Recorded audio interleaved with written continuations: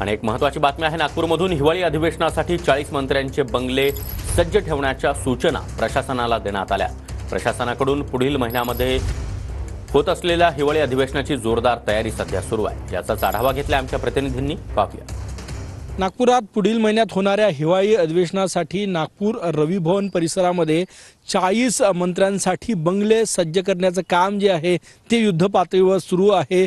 महायुतीच्या या सरकारमध्ये सुरुवातीला किती मंत्री शपथ घेणार हे स्पष्ट झालं नसलं तरीही सार्वजनिक बांधकाम विभागाकडून नागपूर रवी भवन परिसरामध्ये आणि नागभवन परिसरामध्ये 40 मंत्र्यांसाठी बंगले तयार करून ठेवले जात आहे।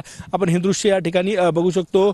मंत्र्यांच्या बंगल्याबाहेर अशा प्रकारचे पेंडॉल टाकले जात आहे, जेणेकरून हिवाळी अधिवेशनादरम्यान मंत्री आणि त्यांच्या पक्षाच्या कार्यकर्त्यांसाठी त्या ठिकाणी जेवणाची व्यवस्था होईल आणि इतर डागडुजी जी आहे ती या ठिकाणी सुरू आहे। कॅमेरामॅन साईसह गजानन माटे, TV9 मराठी, नागपूर।